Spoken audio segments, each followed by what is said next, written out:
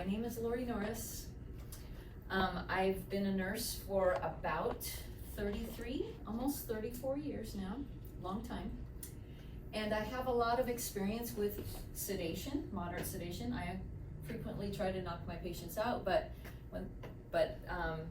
the reason why I want to teach you this is because here at CVSH, it's kind of a special population.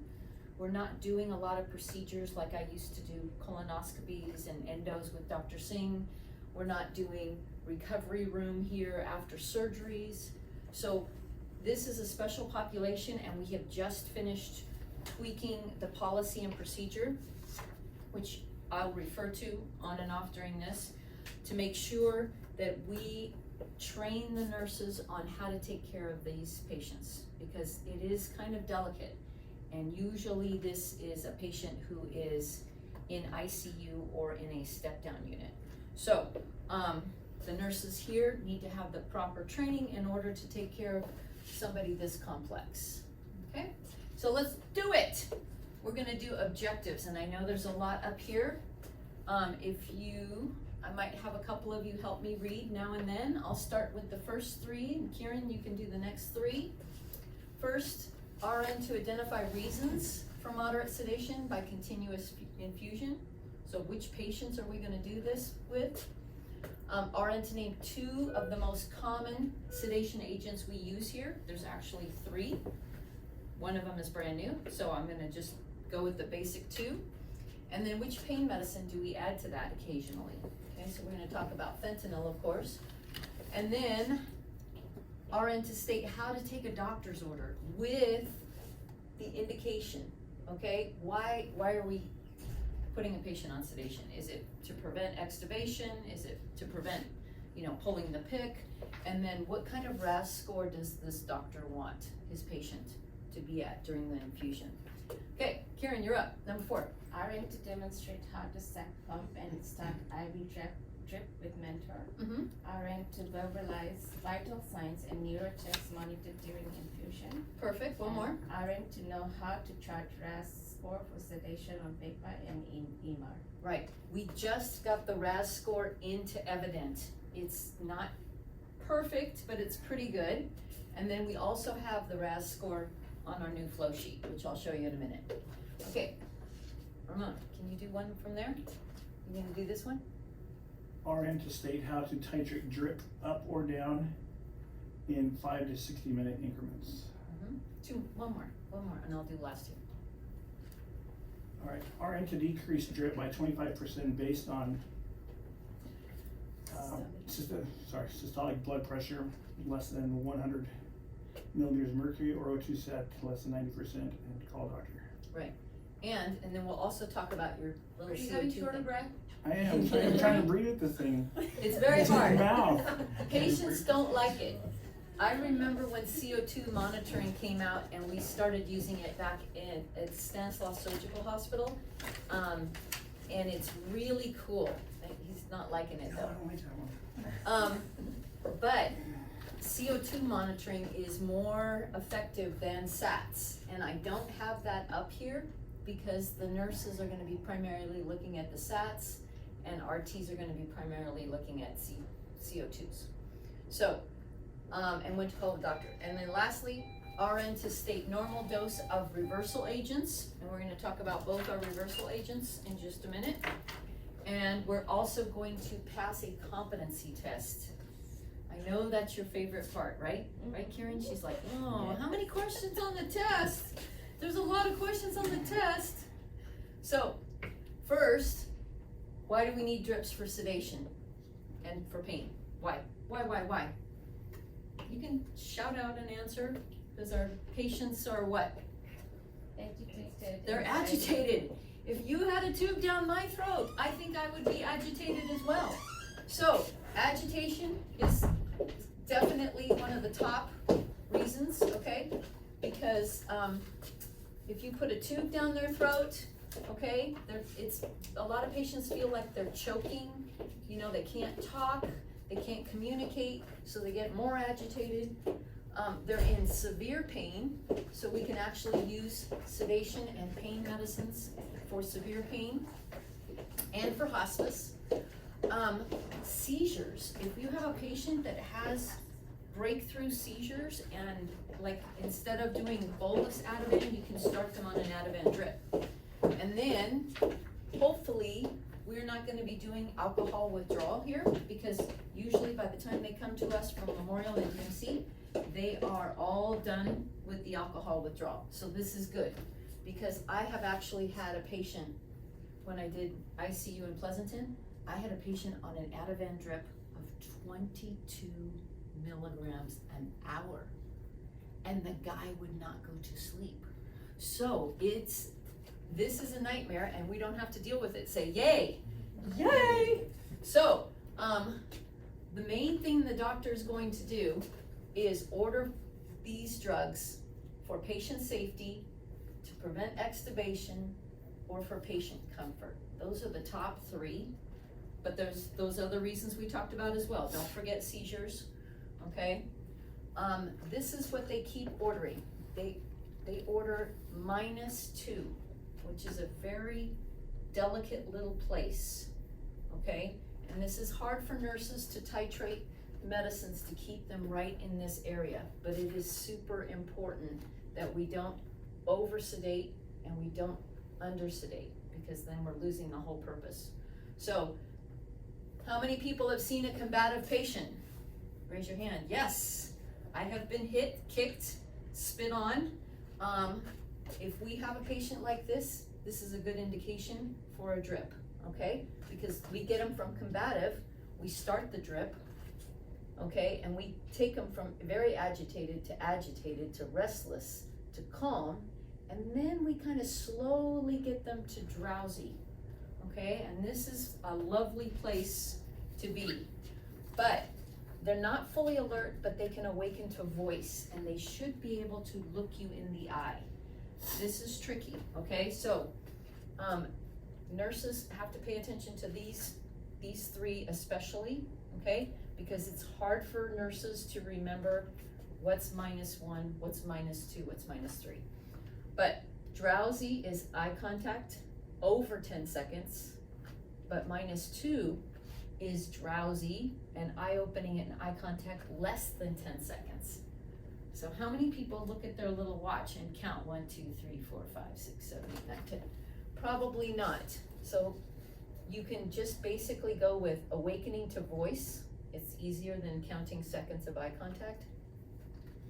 Or if they don't have eye contact with you, then you go to -3. Does that make sense? Kind of, sort of? I have found in the past that nurses kind of like their patients around 3 and 4, but we're not supposed to do that. We are supposed to make sure they're not too sedated, okay? Because then they're just riding the vent. They're not doing respirations on their own, okay? So this is physical stimulation. If you have somebody at -4, let me use you, okay? And you grab them and you say, hey, wake up, and they don't wake up because you're touching them now. What if you do this and you do a pain thing? Ow, ow, and they don't wake up to that? You know that nail bed thing? This hurts. Go ahead and try it on yourself, it hurts. Try it on your neighbor. Try it on your neighbor. If they don't arouse to nail bed stimulation, you have them way too deep, okay? Because this is response to pain. They should go like this. So if you have them way down here, unarousable, no response to physical stimulation, you need to lighten them up significantly. Even if that means decreasing your drip by 25% or turning it off for a few minutes. That's way too deep. Any questions on the RAS score? It's been around a while. It was made in Richmond, very exciting. RAS. So a lot of the nurses are still learning this, so give them some time. Here's the common meds that we're gonna give. So we're mostly gonna do Versed and fentanyl, okay? Those are gonna be the top two that the doctors are gonna order. Occasionally you'll see an Ativan drip, like for the seizures. Now, there's a new kid on the block. Have you guys heard of Precedex? Anybody heard of Precedex? We've heard of it, but we haven't used it. You haven't used it, okay. I'm gonna tell you the two ways I've used it in the past, okay?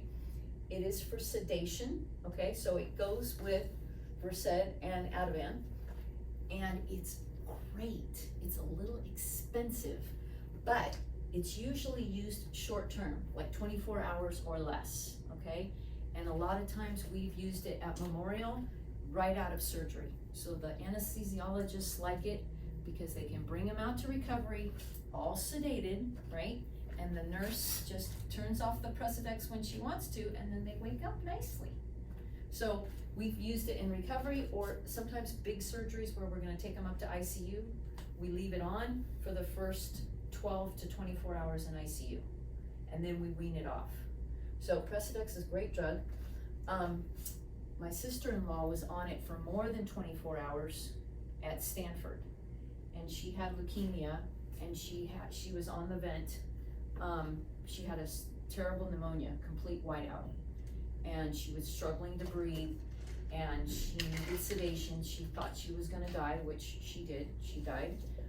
The Presidex was great because when I came to visit, they would turn off the Presidex and she would blink and then she would be alert. And we could ask her, hey, do you want that tube down your throat or do you want us to take it out? And she goes, take it out. And then she goes, but then she'd point to the pump and say, turn that back on. I wanna go back out. So she liked the Presidex, and patients will like this. It's a great drug. It's got side effects just like Versed and Ativan, but it's not too terrible. It's just a little expensive, and the good news is it comes pre-mixed. Okay, so for the nurses here, here's your concentrations, okay, for each one. So you've got 1,000 mics in 250, so that's 4. This is 100 in 100, this is 1-to-1. This is 80 in 100 bag, so it's 0.8. And then your Presidex is 400 and 100. So that'll come into play when we start to mix drips and do it based on patient weight, okay? Speaking of weight, we won't talk about my diet. Okay, anyway, so these things used to be just milligrams per hour. That's the way it was when I was in ICU, but now everything is trending towards weight-based. We all know that heparin is weight-based now. All these other drugs are going weight-based. So if you are going to do an infusion of Versed, you of course have to have the weight first. And here's the ranges that you're gonna start with. Some docs may order a loading dose. So let's say you guys are gonna tube a patient, right? And it's an elective tube, like the gases come back bad, 7.2, and the patient looks, it's working to breathe. You go to them, you say, hey, you're working, you're struggling, can we put the tube down and help you breathe? And the patient says yes. And you say, don't worry, we're gonna give you some medicine to relax. So, first of all, the doctor would probably order at least 1 or 2 milligrams of Versed, and then he would say, tell the nurse, set up a drip for afterwards. I don't think this patient's gonna do well being on the vent. So, but you can start with a little loading dose, and then you can titrate it up and down. So if you start with just 0.02, that is really low. This is closer to the max, so 0.1. If you do that, that's gonna get you closer to the max dose for that patient, which is 7 milligrams an hour, which is quite a bit. I mean, I give Versed for biopsies and stuff like that at Memorial, and the average you give for a procedure is like 2, maybe 3 milligrams. So 7 an hour is like huge. We should never have to go there, hopefully. And then here's your reversal agent. Okay, and the nurses aren't really familiar with this, and they need to be, okay? Old nurses call it Romazicon, but the real name is flumazenil. Flumazenil. It's very tricky. Flumazenil. You know that? You know flumazenil? Good, okay. So this is a 5 ml vial. There's basically 2 doses in here, almost 2.5, because it's 0.2, 2 mils. So you get 2 doses, and if you get another vial, you've got 2 doses, and then between the 2 vials, you've got 1 more dose. So you have a total of 5 doses that you can give, or 10 mils, okay?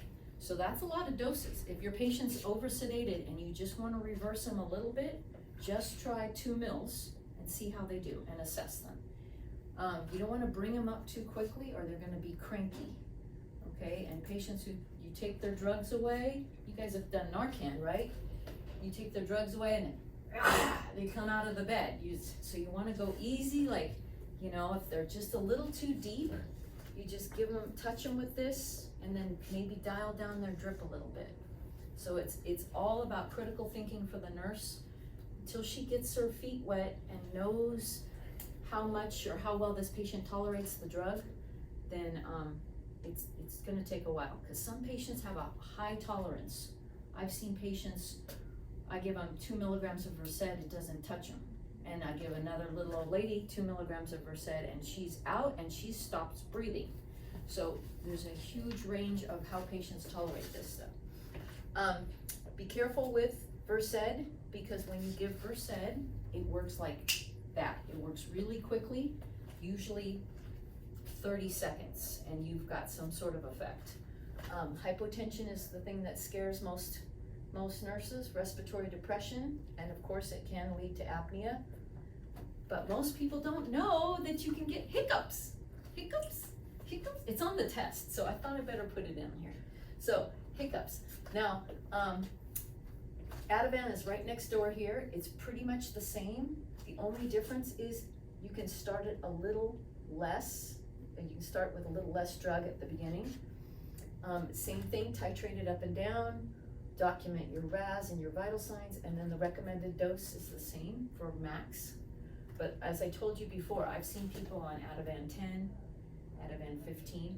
Now your provider, your doctor, can increase over the max if they have a good reason and they're willing to document it in their progress notes why. So make sure if they say, go ahead and turn it up, you say, hey, don't forget to document your reason in the progress notes, because we need something in evident. Same reversal agent, okay, and then this is the same. So 2 of these. We only have 1 in the crash cart, so you might have to get a second one out if you end up needing more. You can give this like every minute to 5 minutes until you get the desired effect, but you may have to hit them more than once. Okay, here's the new big dog on the block, Precedex. Very cool. Most of the time these patients are gonna be on the vent, okay? Loading dose, you know, chances are you're not gonna see this for a while, but the doctors really want this available, especially after an intubation where they think that it's just gonna take them 24 hours or less to get used to being on the vent. So they may order this because it doesn't have a lot of side effects. It does have some. You're gonna do the same RAS score. This has less issues with renal and liver, but little old people have, they need less medicine. So you need to take that into account. So here's the adverse side effects. They're pretty similar. Hypotension, Brady, sinus arrest, transient hypertension. Some people get excited before they settle down. Tachycardia, agitation, respiratory depression, constipation, nausea, and anaphylaxis. So as we get used to that, I don't see those being big side effects at Memorial. When I used it, I didn't see my sister-in-law have any problems with it either. So just keep an eye on those people. And then this is the tricky part, is if you use Precedex with pain medicine, like fentanyl, same thing as Versed and fentanyl. Sometimes there's a synergistic effect and a compound effect using 2 drugs, and that's when you end up with more hypotension and you end up with more respiratory depression and stuff like that, because they work together. This is tramadol, this is a pain medicine, Ambien, Reglan. These are other ones you have to just watch for more respiratory depression. Any questions about Precedex? The good news is it's pre-mixed. Say yay. Yay. The CCs will not have to mix this. It comes pre-mixed. So I think they're gonna just put it in the Pyxis for us in case we need it, okay? Awesome. Now, Versed, this is our go-to drug. We have 2 patients on it right now. And so I put a couple of examples up here because some people are freaking out that they have to calculate the dose based on the weight. And where should they start? Should they start here, in the middle, or should they start with the max and go down? So there's a lot of those little questions running around. So I put one example up here for you. A patient who's 65 kilograms, which is a little bigger than I am, is ordered at 0.02, that's the beginning of the range. And I actually put the wrong milligrams in the mils here. I talked to Helen and she mixes Versed drips 100 and 100, so they're 1-to-1. I put here 200 and 200. I knew it was 1-to-1, but I wasn't sure. So I'll fix that. But what's the correct rate? So you always want to make sure you know the concentration, which is 1-to-1, and then you always need to know if you need to go from milligrams to micrograms. Now, for Versed, you don't have to. Say yay, yay. But for fentanyl, you know, that's micrograms, and there's other drugs that are micrograms, like dopamine is micrograms. So, and then you need the weight, okay? Which I don't have up there, I don't have it written there, but you always wanna get these items, and then you just plug them into a straight calculation. Super easy, okay? It's just like this. You have one number, two numbers, and you divide it by that number. It's super simple. So what we're gonna do here is 0.02 times 65, 0.02 times 65 divided by 1. How hard is that? That's not a hard calculation, right? So if you do that, you actually come up with 1.3 divided by 1 is 1.3. So we're gonna start this little old lady on just 1 milligram, 1.3 milligrams per hour. Super simple. Here's another example down here that's the big dose, okay, in a bigger person. 0.1 times 70, okay, is 7 milligrams, so that's the max. Okay, you don't have to divide by 1 once you know it's divided by 1. So here's your max. So if things aren't weight-based, you just take the weight out of the equation. If it's by minutes, then you have to add 60. So here it says if you want to do the minutes, you have to put a 60 in there. Okay, so RN documentation. Yay, we love to chart. Don't we? This is what the nurses go, I can't do another drip because look, I'm doing all these drips and I have to write this down every hour. So they get a little overwhelmed with the drips. It's not that crazy to just like ramp a patient up and then watch them, stabilize them. And most of the time, once you get them at the right place, you don't have to change things and you only have to document. I would actually put 1 to 2 hours here. I would always look at my patients who had a drip every hour. So I'd like to change this to 1. But usually when you start Versed or you start Ativan, you look at them every 5 minutes and you take a quick set of vitals. And that's usually when you'll start to see if they're gonna have a little hypotension. And then 15 minutes times 4, and then 30 minutes times 2, and then every hour times 2. And then if they're super, super stable, you could go to 2 hours. But this is awesome. And we have awesome RTs here.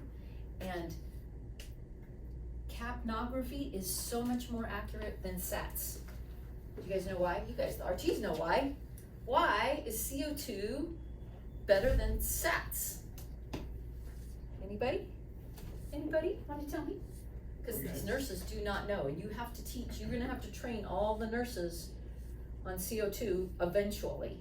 We're not gonna start off that way because we're not there yet. But when CO2 monitoring came out, I was like, hey, throw the oxygen saturation thing in the garbage. We don't need it because CO2 is so much better, right? It responds quicker, okay? There's usually like, how many minutes between a CO2 change and a SAT change?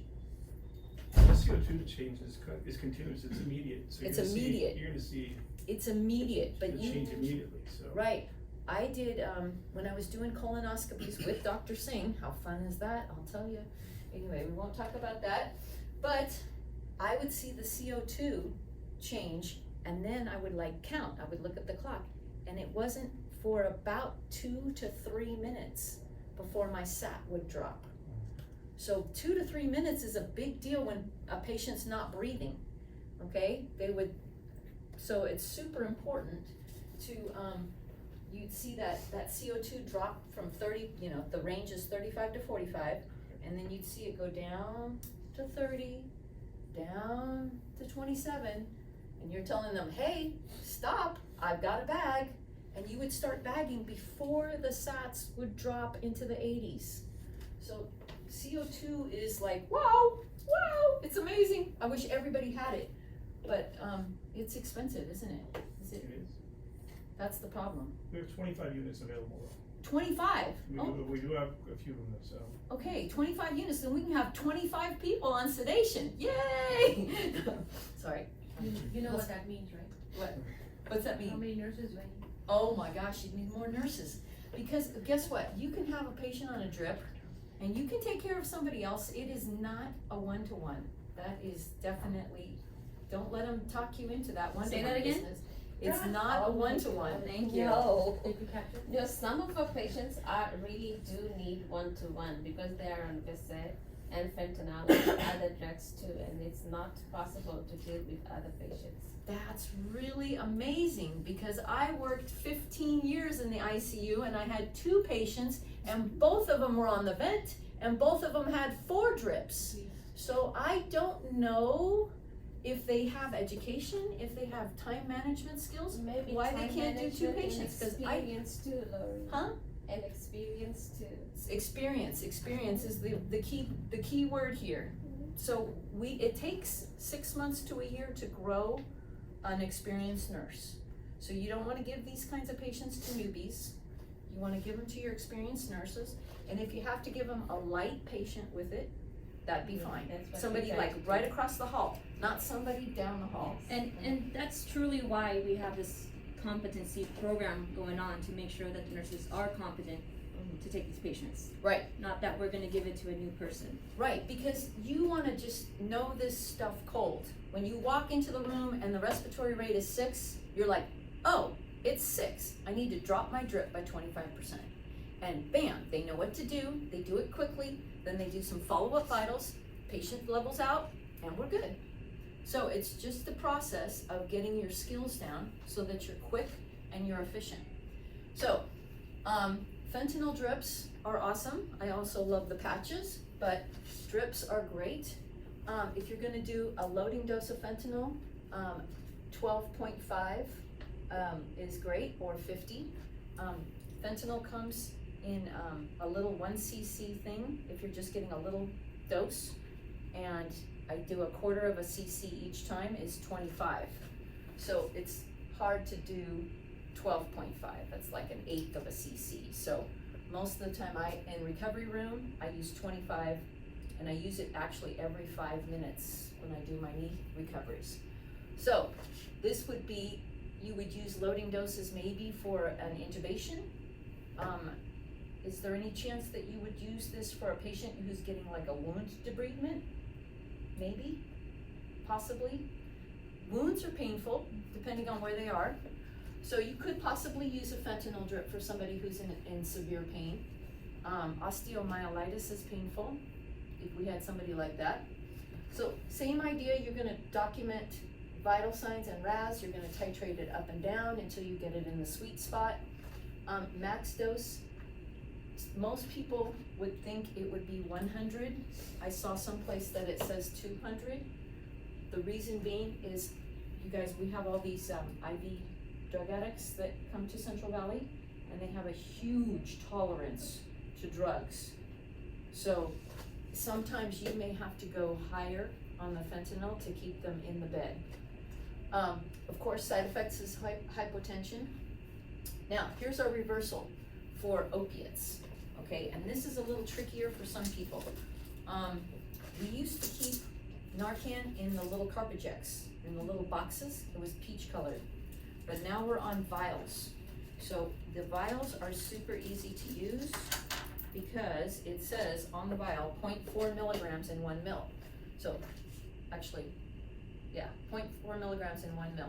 So you want to give that whole dose if you think a patient's not breathing or a patient is looking like they're going to code, so you can actually reverse them quickly. Sometimes people will order a half a dose or half a vial because they just want to bring them up a little bit. Maybe they're hypotensive and their blood pressure is 75 over 40 and you want to get them back up to 90 over 60, but you don't want to bring them all the way out of their sedation. So you would just try a half a dose because you can always give the other half, right? So you can repeat over and over because there's no max dose. It's very short acting. It will wear off. I've had patients who have been ODs and I'm standing there giving Narcan and then I'm doing something and I'm coming back and I'm giving Narcan. I do something, I come back and I give Narcan. I almost put a patient on a Narcan drip one time, but they don't advise that. So hopefully nobody here is gonna be ODing that long. The tricky part is that opiates, they hang out in the fat. Okay, so if you have a patient with a BMI of 30, 35, 40, I know we have some big people here, right?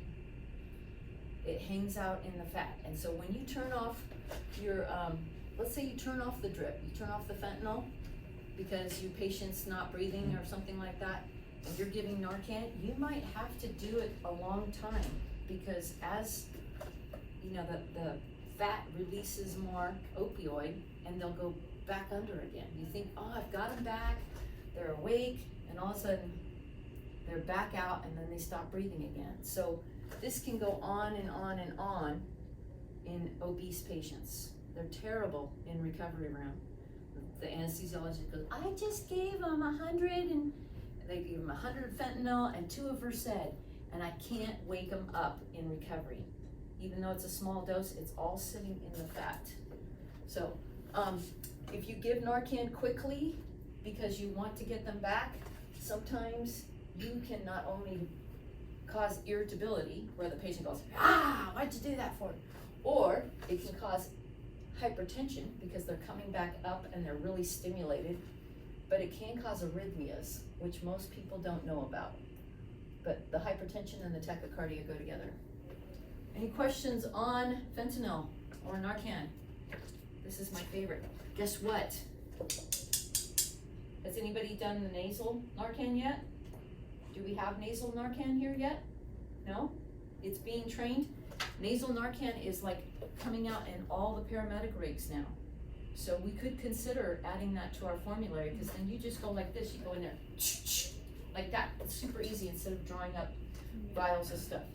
So, no questions on fentanyl. So let's find out if we over-sedate our patients, how do we get them back gently without turning off the drip completely, without using reversal agents. We can actually just decrease the infusion by 25%. That would be the nicest way. And then check their vitals, because if they're, you know, let's say their blood pressure was low, or let's say the respiratory rate was 6. You're gonna have to watch them. They're gonna be a 1-to-1 for a few minutes, because you're gonna do vitals every 5 minutes. You're just gonna stand there, and you're gonna say, hey, wake up, hey, breathe, take a deep breath. I mean, how many times has that happened to me in recovery room? Hey, I'm not giving you any more pain medicine until you take a deep breath. So you can stimulate them first, okay? Because I know the nurses aren't gonna wanna turn down their drips like they should. Maybe they should turn down the drip 25%. Some of them will say, oh, let me just stimulate them, get them back, and leave the drip in the same place. But you have to be careful, because that'll happen again. And next time it'll be harder to get them back up. So anytime you have one of these issues, SAT, respiratory rate, BP, all that fun stuff, you can just decrease the drip. This is rare, but some people have like a paradoxical agitation with this drug. It's very rare. but I had to put it in there just in case you see it. You'd call the doctor and say, hey, they're showing signs of delirium, you know, maybe this isn't the right drug for them. So, and you would probably try and reverse them, okay? So there's your drug, that's the same as that before. You can have 2 vials and you can have 10 doses, okay? Any questions about weaning the drug down by 25%? If all else fails, you can always just stop the drug, okay? Call your physician, ask for advice, get the CC, ask their advice, call a rapid if you need to, okay? You can always call a rapid if one of these patients is a little overwhelming for you and you're not sure what to do next, okay? And then, this is the fun part. This only came out just a few years ago. It's called the Sedation Vacation. Does it sound good? That sounds like a place I wanna go. Sedation Vacation. Anyway, it's actually, Jessamine found out the real name, is the Daily Sedation Interruption, DSI. We picked the nicest, quietest time, besides night shift, to do it, so that we could assess where the patient is once a day. You have to have a doctor's order for this, because they have to be a candidate for it. Candidates are patients that are nice and cooperative, and you just wanna lighten them up, you know, for 4 hours, let them visit with their families. This is a great opportunity to have the families interact with them. So that's why 12 to 4 is really such a good time. If you want to, you could move this back, because if you knew family was gonna come at 6 o'clock, you could move it back from, you know, 14 to 18 and let them visit with their family. But let's say they had problems when you brought them up. If you have any problems with them, then chances are you're gonna have to restart the drip. But some people that you wouldn't wanna do a sedation vacation on are the ones who are having active seizures. Because if you turn the drugs off, like Ativan, turn the drug off and they start seizing in front of their family, probably wouldn't be a good thing, right? I don't know, it's kind of fun to watch people seize, but anyway, just depends on your weird sense of humor. So you wouldn't take them off. We're probably not gonna do the alcohol withdrawal, but you would not wanna, if you had somebody here that was going through DTs, you would not turn off that drip until they were completely through their DT time, which can be sometimes 7 to 14 days. Crazy DT people. And then sometimes you don't wanna take them off because you know they're gonna get agitated. We don't use neuromuscular blockade agents here. Has anybody ever worked with those? It's where you paralyze somebody, and so you don't paralyze somebody and then take them off their sedation. That's mean. That's like CIA torture type stuff. So we don't do that. And then anybody who looks like they could possibly be having a heart attack if we took them off the sedation because they showed signs of ischemia. And we don't do this. We don't do increased intracranial pressure here, but I have in the past, and you want to keep those people sedated so that their head pressure doesn't go up. So if they are a candidate, say yay, we're gonna start, we're gonna take some vitals, we do baseline vitals and then take it every hour. Some patients are gonna love being off their drugs. They're gonna say, God, oh, I'm so glad to be awake, I've been just in a fog. Just don't turn that medicine back on. So if we find a patient that, you know, is calm and cooperative and they don't have any real issues, maybe we can leave the medicine off, you know? They say, I promise not to pull anything out if you just don't turn the medicine back on. And you go, okay, you promise? So you can continue the care without the sedation, and if it's going well, it's going well. The ones you might have to put back on under the 4 hours, they might last 30 minutes or an hour, is if they go ballistic on you, okay? Anybody ballistic, you're going down, back down on the medicine. So I would just turn the pump back on, go quickly back up to the rate I was at, okay? Just slow titrate back up. if they had a respiratory rate, they were hyperventilating, their SATs were dropping, any of those reasons, I would put them back on the sedation. If they had an arrhythmia, oh my gosh, maybe we can calm them down, and we would probably do a rapid for this person, because if we had an arrhythmia on top of the sedation issue, you might need some help. So don't forget, you can always call a rapid if you need help, but you might just want to end your sedation vacation. And then here's respiratory distress. So RTs, if you see a patient on a sedation vacation, make sure you're talking to your nurse, saying, when are you gonna do that? I need to know when you're gonna take them off the drugs, because I need to be checking on them more often for these signs of tachycardia, bradycardia, accessory muscle, abdominal paradoxical breathing, which the nurses need to be trained on watching for that, sweating or short of breath.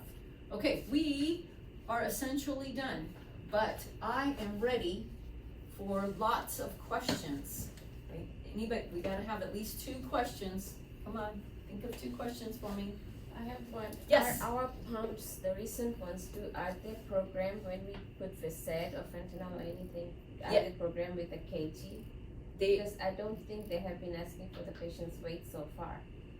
oh, you have been just doing straight, Yes, Milligrams per when hour. we enter the drug name, mm-hmm. and it just asks for the And it comes up with the milligrams. concentration, and it Yes. just comes for the milligrams, and I then it think goes. only one drug asks for, I think it's dopamine that asks for the patient's weight right now.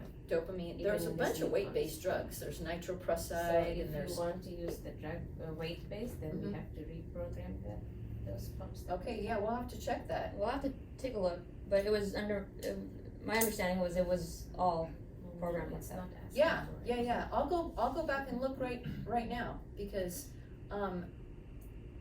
LexiComp, we got most of this stuff off of LexiComp, and LexiComp is tied into the database for the pumps. And that's Maybe the they can database be for the Pyxis. reprogrammed or something.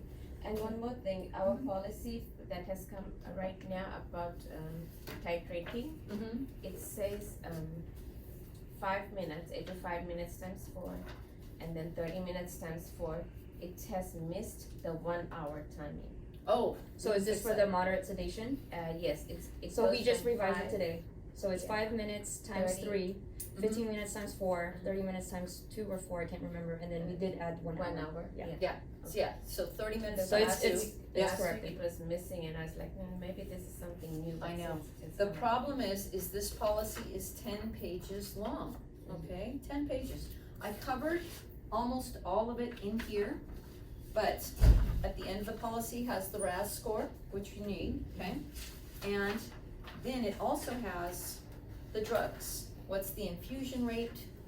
What's the onset? What's the duration of the drugs? Okay, so I didn't talk a lot about the duration, but like fentanyl is usually an hour. Like, you know, you don't see somebody out of recovery until they've been off the fentanyl for an hour. And so there's a grid here. One place it said midazolam, this is where it said 4 milligrams, but that's just a loading dose. So Versed's loading dose could be 0.5 all the way up to 4, and then put them on the drip. Okay, the Ativan loading dose is 1 to 2 milligrams, then put them on the drip. Fentanyl loading dose is 12.5 to 50, put them on the drip.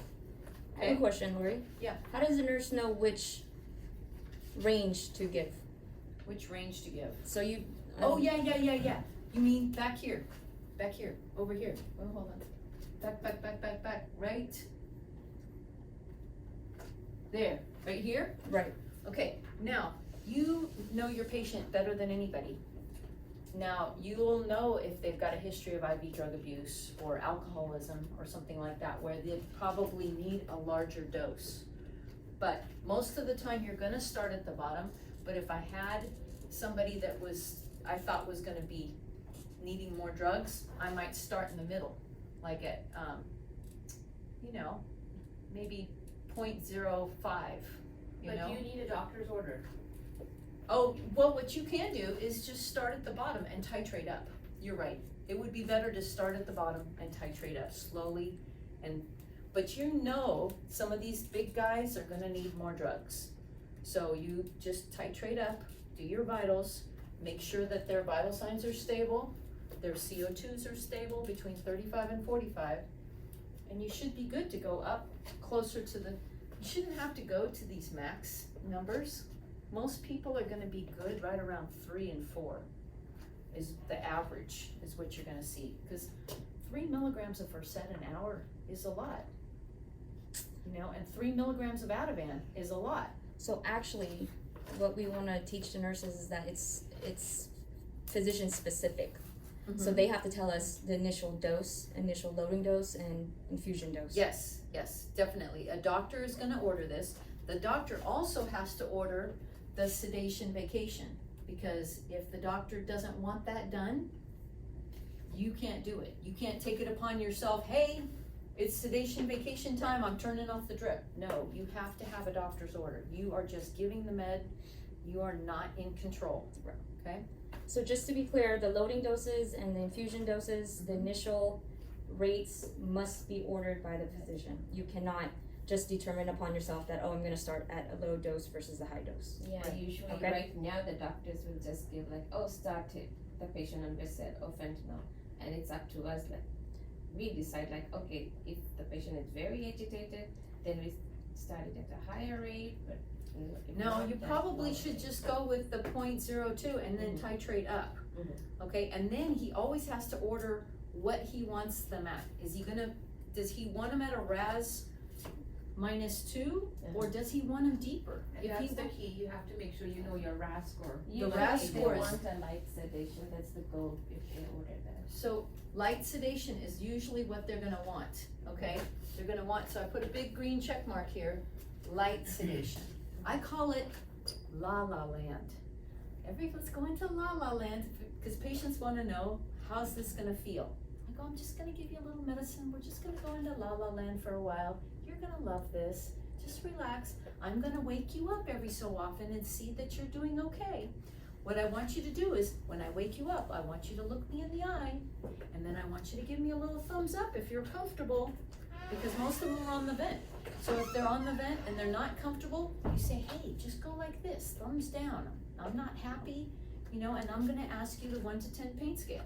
So you're gonna wanna chart RAS, and you're gonna wanna chart pain, because sedation is not gonna cover pain. And I swear to God, I don't know why nurses seem to think that Versed is going to take your pain from 10 down to a 5. It is not. It's going to make you sleepy so that you fall asleep and you don't complain as much. But when you wake them up, they're still gonna say, I'm in pain. So making sure you medicate both of those things. And sometimes, like I said, they can be synergistic. You can be on an Ativan drip with fentanyl, you can be on a Versed drip with fentanyl, or you can be on Precedex, you know, and then fentanyl. They're just, sometimes you can ease up on both doses because they might work synergistically. Okay, any questions? Any other? Yeah. My online viewer has a question. Oh, really? Yeah. Okay, I can't wait. Do the nurses have to take the test? Yes, yes, because guess what? I mean, I actually learned a lot by taking this test. It's a good test. We actually tweaked some of the questions. We took some of the questions off. You know, we fine-tuned some of the questions. Super cool. The other one that's really important is the drug dosage test. I mean, some of the questions on that test are just how many pills to give, okay? If you have this milligrams and you wanna give this milligrams, how many pills? Others are how much fluid, and then a couple of them are drip questions. There'll be a heparin drip question, an insulin drip question. We took off anything that we don't have here at the hospital. We don't take nitroprusside. So we made a levofed question and a dopamine question, just simple. It's gonna take you a few minutes to do it, but the good news is I have this for you. I got this off the internet, and basically it just walks you through a dosage calculation. It tells, this one's on dopamine, and it just tells you real easy how to do the amount ordered, patient's weight times 60 divided by the drug concentration. Super simple. And then this gives you some practice ones. So you can actually do this okay, these practice questions, and if you're not sure, hey, what's number 4? You go to number 4 right here, and it walks you through the exact way to figure it out. So you can do this first as a practice, and then take the test with Jezime or one of the CCs.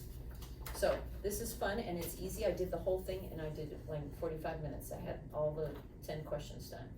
So I was a little rusty, I gotta admit. It's been a while since I did drips, and I had a tough time the first time I did that Versed one, but once you do it twice, 3 times, it'll be golden.